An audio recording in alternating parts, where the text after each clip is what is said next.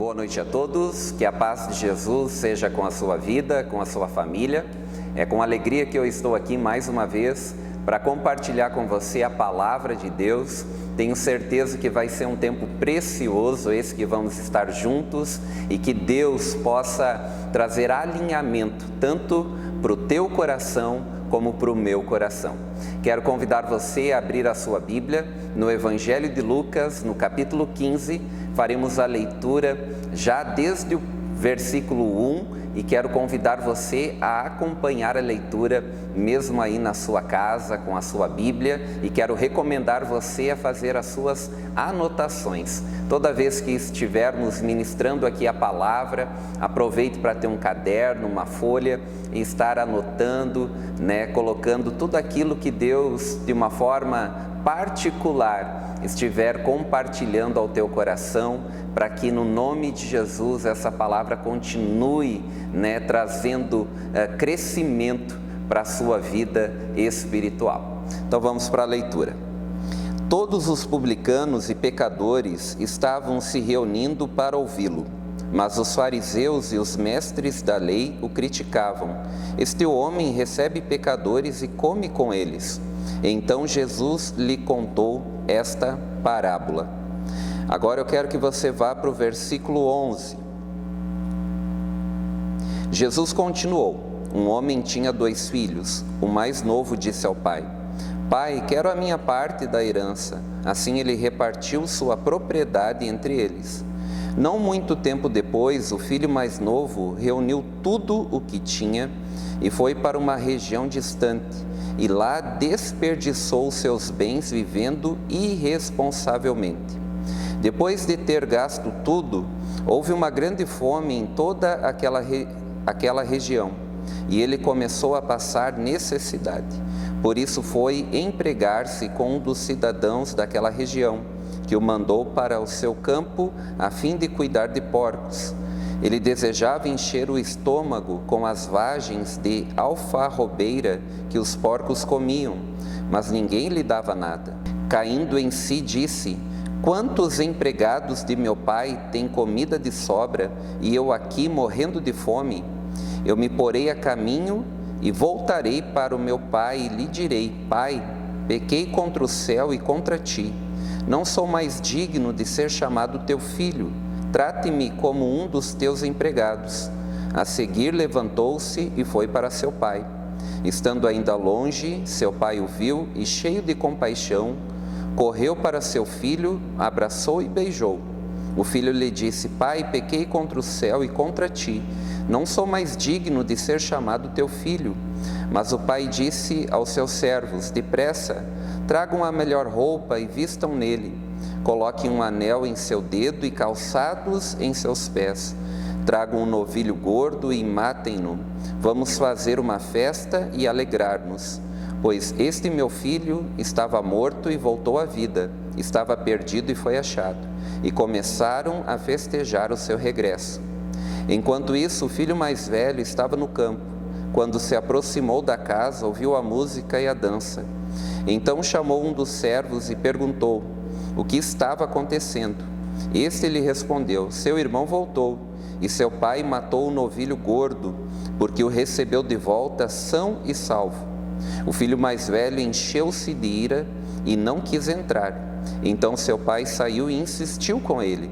Mas ele respondeu ao seu pai: Olha, todos esses anos tenho trabalhado como um escravo ao teu serviço e nunca desobedeci às tuas ordens. Mas tu nunca me deste nenhum cabrito para eu festejar com os meus amigos. Mas quando volta para casa esse teu filho que esbanjou os teus bens com as prostitutas, matas o novilho gordo para ele. Disse o pai: Meu filho, você está sempre comigo e tudo o que eu tenho é seu. Mas nós tínhamos que celebrar a volta desse seu irmão e alegrar-nos, porque ele estava morto e voltou à vida, estava perdido e foi achado. Então hoje eu quero compartilhar a respeito dessa palavra tão conhecida nossa, e espero que Deus possa, mesmo diante de tudo aquilo que você já ouviu com relação a essa palavra, com relação a essa passagem, que haja abertura no teu coração para receber uma porção nova do Espírito Santo ao teu coração nesse dia, e tenho certeza que assim será. Deus, Ele quer tratar com você nesse dia, Deus quer tratar com você nesse momento, e tenho certeza que assim como foi comigo, Deus vai falar ao teu coração. Jesus, nessa passagem, Ele trata com dois grupos de pessoas. A Bíblia fala que então os publicanos e pecadores procuravam Jesus ou se aproximavam de Jesus para ouvi-lo.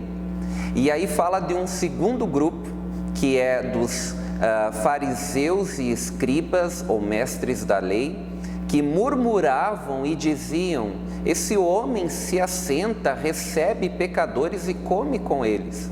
Estavam murmurando, estavam criticando, porque Jesus, Ele recebia pecadores e comia com eles.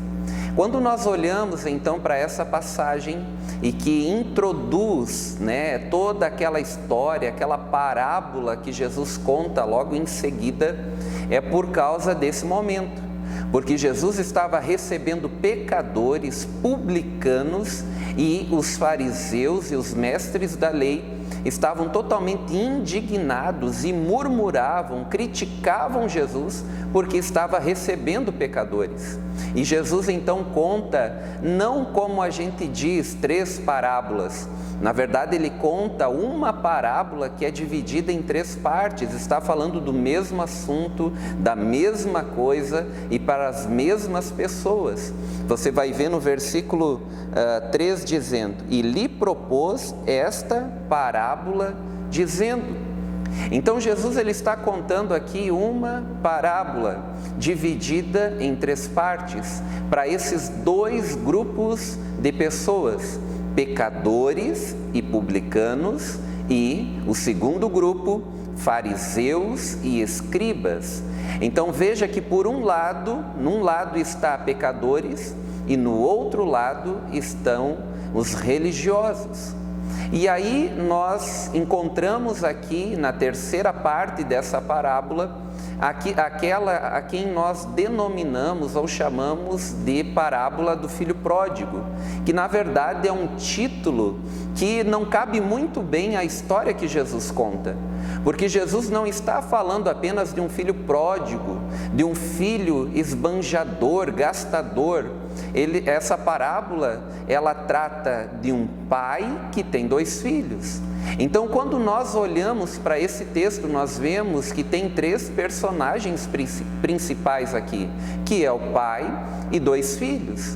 Então, às vezes, o título que nós lemos ali, que é sugestivo para nós, faz com que a gente esqueça do filho mais velho, e também o pai seja um pouco esquecido durante essa parábola, essa descrição que o Senhor Jesus faz nesse momento.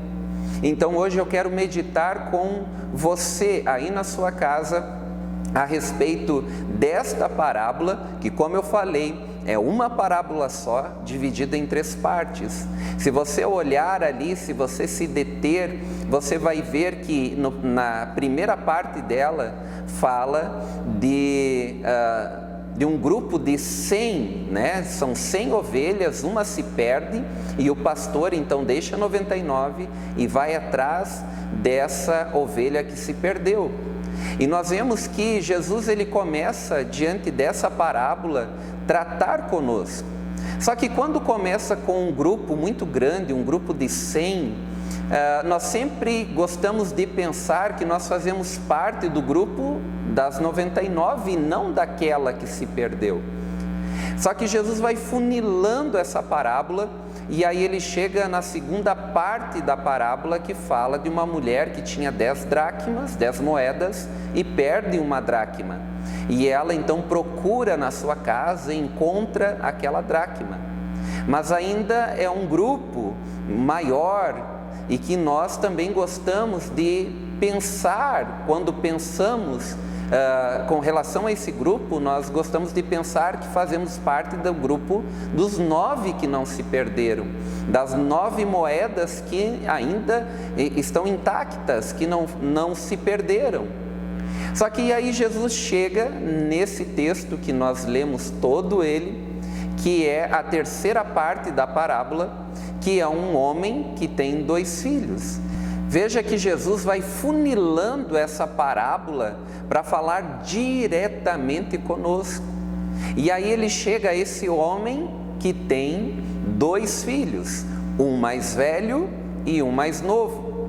Então, dentro disso, o que Jesus quer tratar é diretamente conosco. Ele queria tratar diretamente com aqueles 2 grupos.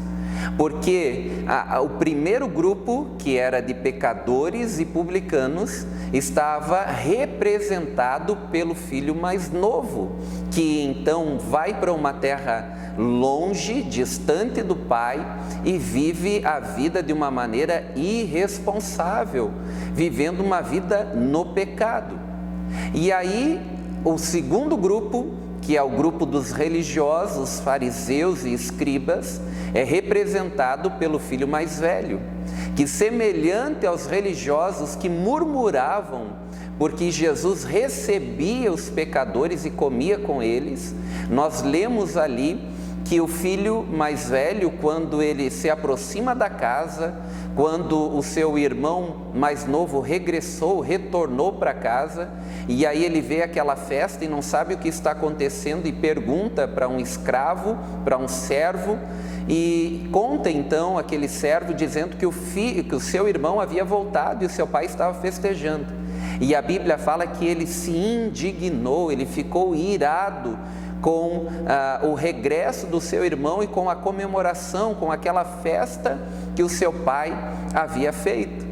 Então veja que aqueles 2 grupos de pecadores e publicanos e o segundo grupo de religiosos, de fariseus e escribas, estão representados naqueles 2 filhos daquele homem. E quando nós começamos a estudar e a meditar nessa parábola contada por Jesus, é algo que vem falar profundamente ao nosso coração. Porque nós não vemos nessa parábola apenas um filho perdido, mas nós vemos 2 filhos perdidos.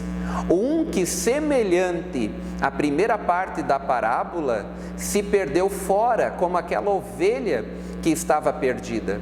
E o filho mais velho, representado na segunda parte da parábola, que estava perdido, porém, dentro de casa.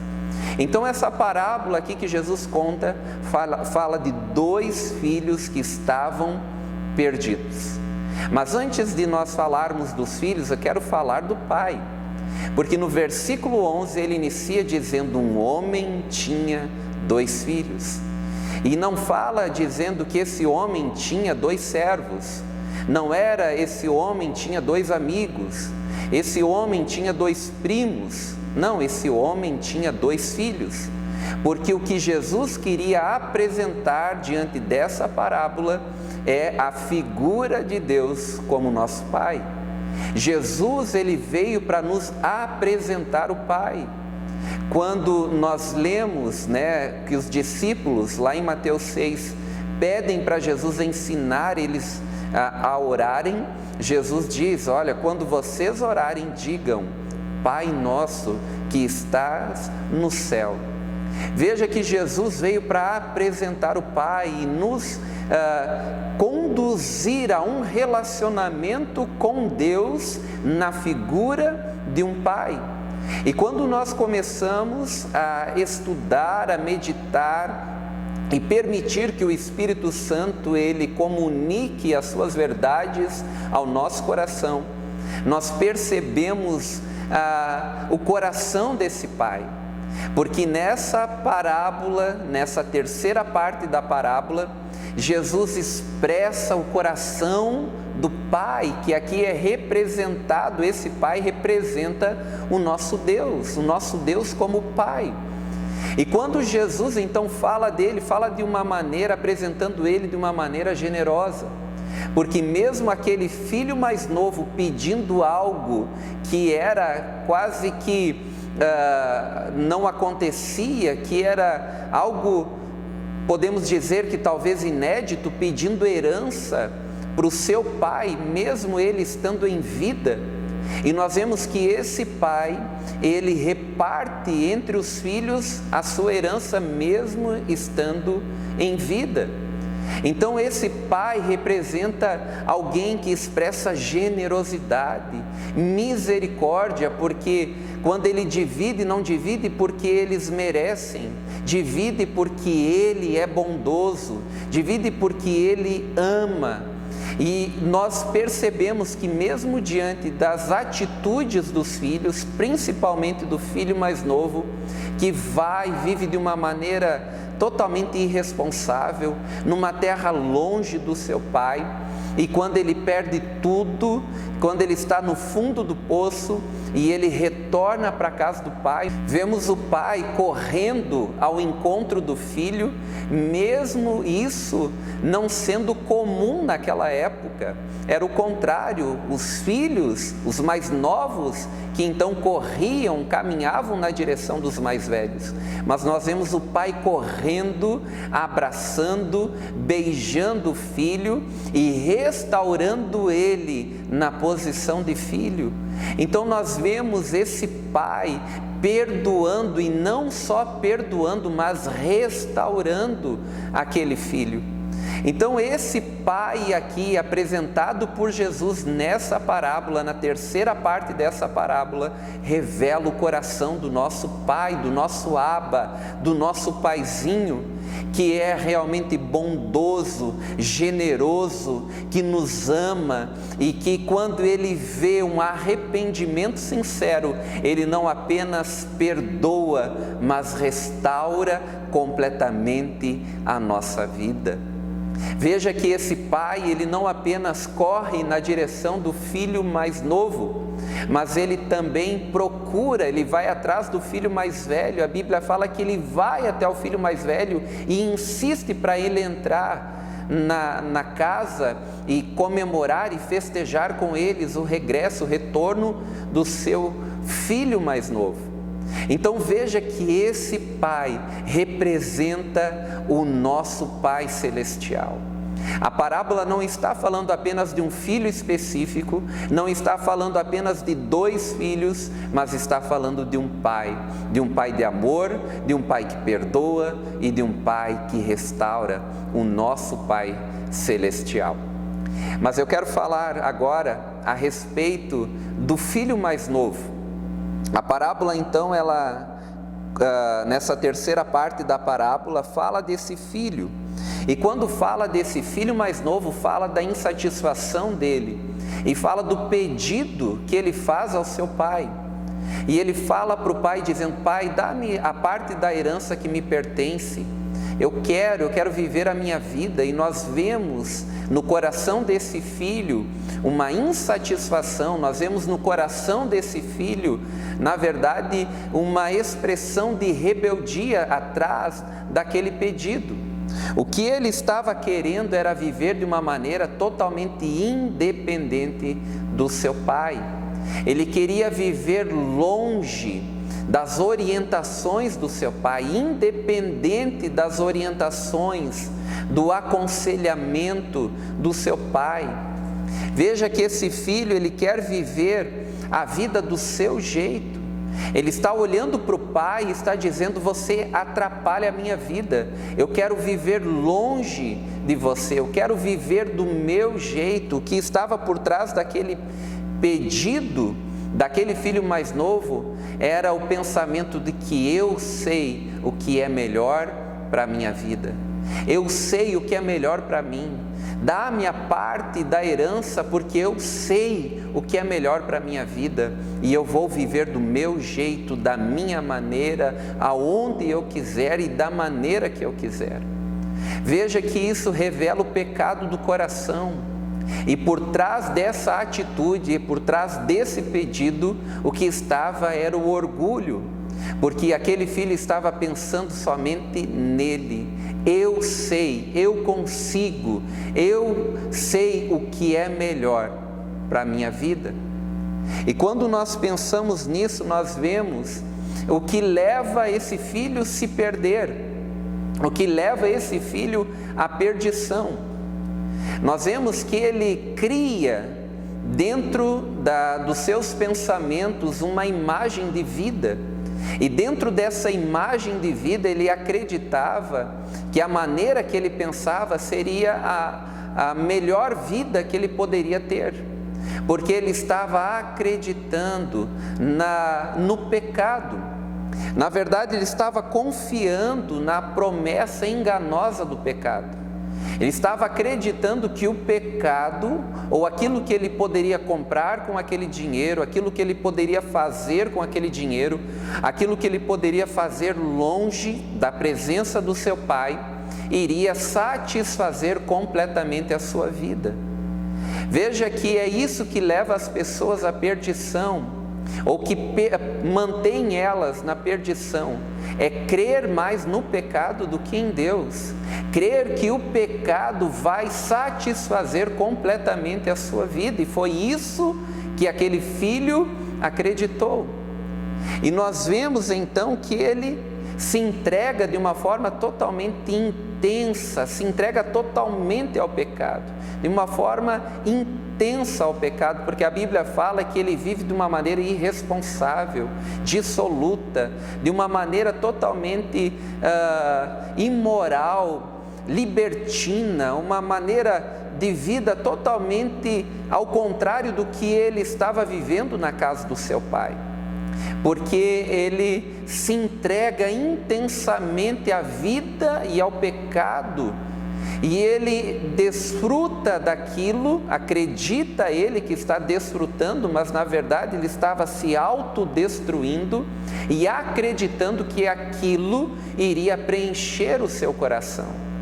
E nós vemos que quanto mais ele buscava, quanto mais ele desejava aquilo, maior se tornava o buraco, o vazio do seu coração.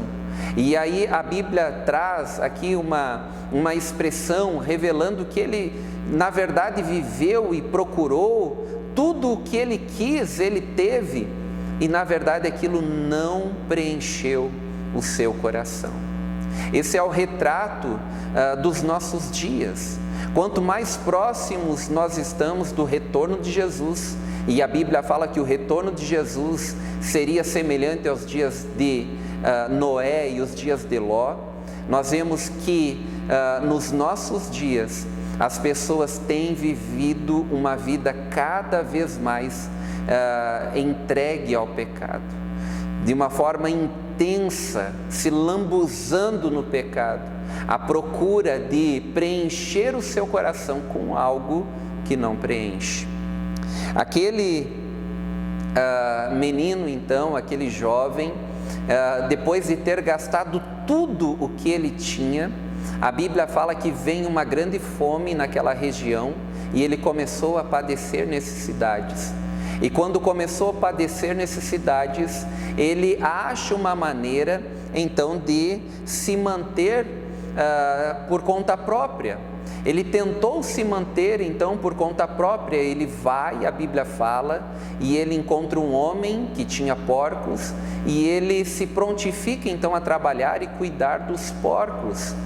E a Bíblia fala então que ele se coloca nesse lugar, por mais ruim que fosse aquele trabalho, e até contrário à lei, contrário àquilo que ele havia aprendido, né? Porque os porcos eram considerados animais impuros e um judeu nunca, jamais iria cuidar de porcos, e ele se prontifica, expressando aqui a tentativa de cuidar de si mesmo, a tentativa de procurar com seus próprios meios sustentar e cuidar da sua vida, até que ele chega então no fundo do poço, e a Bíblia fala que ele tinha o desejo de comer a comida dos porcos e ninguém lhe dava nada. Veja que é quando ele chega no fundo do poço é que ele cai em si, E é quando ele cai em si, é que então começa o processo da restauração da vida daquele filho mais novo que estava perdido. E nós vemos nesse momento, mesmo diante do sofrimento daquele filho, a maneira como o nosso Pai Celestial, ele age. Quando Jesus ele fala a respeito desse pai, nós vemos que esse pai, ele não livrou o seu filho das consequências das suas escolhas, da sua irresponsabilidade.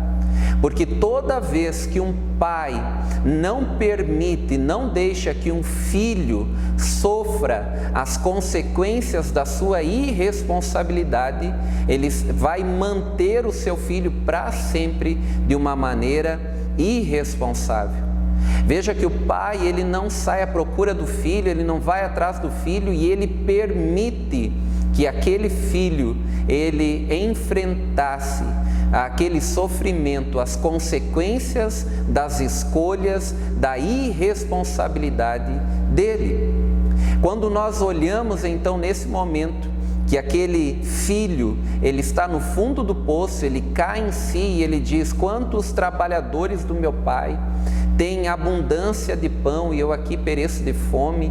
E aí ele cai em si, a Bíblia fala, nós percebemos que ele reconhece algo internamente, algo no seu coração, algo acende dentro dele, ele tem o entendimento, a revelação de que a ausência de limites não é liberdade, que a ausência de limites não é liberdade. Isso é semelhante aqui, vou dar um exemplo, como um peixe.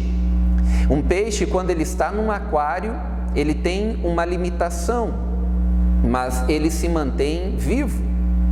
Quando esse peixe ele é tirado então do aquário, que é um lugar pequeno, e é colocado num lugar maior, numa piscina, num rio, enfim, em algo que tenha um tamanho maior, veja que a liberdade dele se torna maior devido ao espaço que ele tem.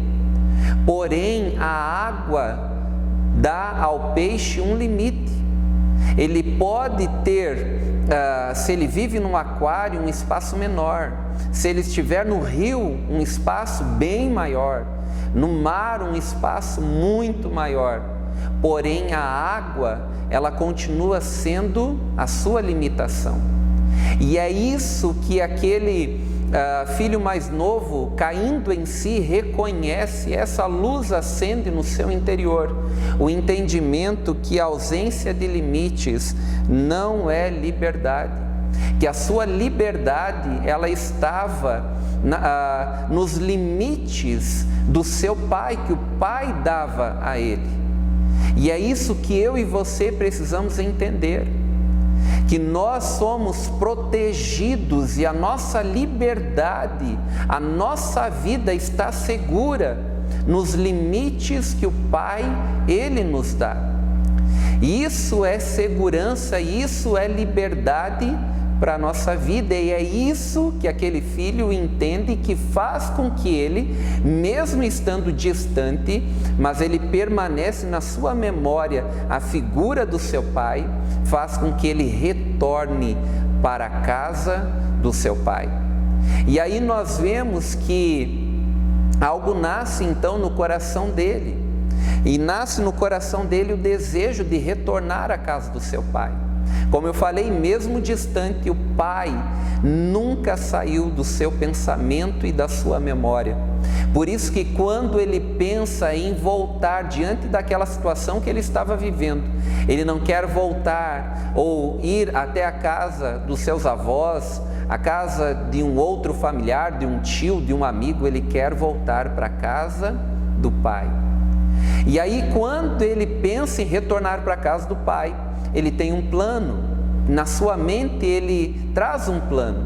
Veja que a revelação de retornar para a casa do pai se dá no seu coração, no seu interior, mas o plano que ele elabora está na sua mente, no campo da sua mente, porque ele pensa assim: olha, eu vou voltar e vou dizer: pai, pequei contra o céu contra o Senhor, não sou digno mais de ser chamado teu filho, e faça-me como um dos teus empregados, como um dos teus trabalhadores. Só que qual era o plano daquele filho? Que quando ele retornasse para casa, ele então se tornasse um trabalhador, que diferente de um servo, de um escravo, que a própria parábola também relata esses personagens, diferente então de um escravo, um trabalhador, um empregado era assalariado. E qual era o plano que estava apenas no campo da mente daquele filho mais novo? Era retornar para a casa do pai e ele então receber um salário. E recebendo esse salário, ele então, diante daquilo que ele recebia, aos poucos ele viesse pagar a dívida que ele tinha com o seu pai, tentando pagar o seu pai da herança, da parte da herança que ele havia recebido. Esse era o plano que aquele filho mais novo tinha. Mas quando ele retorna para a casa do pai, ele não sabia o que iria acontecer. E a Bíblia fala que mesmo ele estando longe, quando seu pai avistou ele longe, correu ao seu encontro, abraçou, beijou. E aí quando ele começa a falar o discurso que ele havia treinado, dizendo: Pai, pequei contra o céu perante ti, já não sou digno de ser chamado teu filho. E quando ele vai para dizer: faça-me como um dos teus trabalhadores, o pai corta ele. Corta o discurso e ele começa já o processo da restauração. E ele chama os servos, os escravos, e diz: tragam-me uma roupa para o meu filho, um anel para colocar no dedo, sandálias nos pés. Vão lá e matem aquele novilho gordo e nós vamos celebrar, vamos comemorar o retorno, o regresso do meu filho. Veja o amor desse pai que corta o discurso daquele filho que tinha pensado, tinha colocado no seu pensamento, traçado um plano de pagar o seu pai, de tentar pagar aos poucos aquela dívida. Ele estava indo, mesmo indo à casa do seu pai com um senso de dívida. Mas eu quero dizer a você hoje, a nossa dívida é impagável. A nossa dívida com Deus é impagável, nós não temos condições de pagá-la. É por isso que nós só somos aceitos diante do Pai, pelo Pai, por meio de Cristo. É Ele que pagou a nossa dívida, é Ele que morreu no nosso lugar, a nossa morte. E é isso que precisa estar no meu e no teu coração. Essa dívida é impagável, eu e você não temos condições de pagá-la. O que eu e você precisamos crer é na obra redentora de Cristo. É eu e você olharmos para Jesus e crermos que Ele pagou na cruz a minha e a sua dívida. Colossenses 2 fala que Ele rasgou a cédula de dívida que tinha contra nós, encravando na cruz. Então essa dívida foi paga por meio de Cristo. Veja que aquele filho vai achando que ele teria que pagar o pai com um senso de dívida, e o seu pai corta o discurso dele, abraça, beija e já restaura, porque aonde há um arrependimento sincero, aonde há um arrependimento realmente do coração, o Pai, o nosso Deus, não só perdoa, mas restaura completamente a nossa vida. Eu quero que essa palavra ela continue ministrando ao teu coração. Nós vamos continuar essa palavra na semana que vem falando do outro filho, e eu quero orar com você, mas eu quero que você medite diante de tudo isso que foi ministrado nesse dia, nesse momento ao teu coração. Eu tenho certeza que Deus falou a tua vida, e que você possa sair em nome de Jesus desse lugar de dívida, por Cristo, por meio do sacrifício de Cristo e pela nossa fé nesta obra de Cristo. Nós não temos mais dívida alguma, nós somos aceitos por Deus, nós somos recebidos pelo Pai como filhos, nós somos perdoados completamente, justificados por Cristo e aceitos pelo Pai. Eu quero orar com você, eu quero orar pela tua vida, e essa é uma grande oportunidade. Se você ainda não fez a sua confissão, arrependido dos seus pecados e confessando Jesus o Cristo como Senhor, como Salvador da sua vida, porque Ele é o caminho, a verdade e a vida, e ninguém vem ao Pai senão por Ele. Não há outro caminho, caminho que aquele filho estava andando, chamava-se Cristo, chamava-se a obra de Jesus, e é por meio desse caminho, Jesus Cristo, que eu e você temos acesso ao Pai. Ele nos recebe, Ele nos perdoa, Ele nos restaura e Ele nos ama para todo sempre. Pai, obrigado por essa palavra, obrigado por esse tempo, obrigado por tudo o que o Senhor ministrou aos nossos corações diante dessa palavra. Eu oro para que o Senhor continue comunicando ao coração de cada um dos teus filhos, guiando ele, Senhor, a toda a verdade.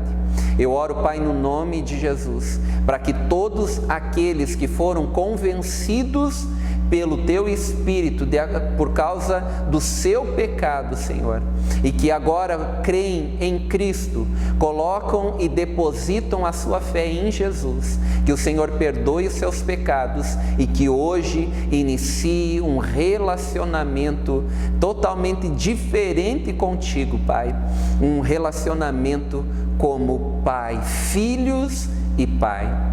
Eu oro, Pai, no nome de Jesus, para que cada um, Senhor, que está orando juntamente comigo, seja conduzido pelo Teu Espírito a entrar nesse lugar, Pai, entendendo quem são, Senhor, que são filhos amados de um Pai amoroso, generoso, misericordioso, e que quando reconhecem em nossos corações um arrependimento sincero, não só nos perdoa, mas nos restaura completamente. Obrigado, Pai, pelo Teu amor e pela Tua presença sempre abundante na nossa vida. Nós glorificamos a Jesus e louvamos a Deus por esse tempo precioso que tivemos junto. Quero recomendar você no próximo domingo estar assistindo ou participando dos nossos cultos, do nosso culto presencial. No próximo domingo estaremos comemorando 1 ano de Casa do Pai, comemorando então 1 ano já da nossa comunidade e daremos continuidade então à ministração dessa palavra, falando da casa do Pai, falando do coração do nosso Pai.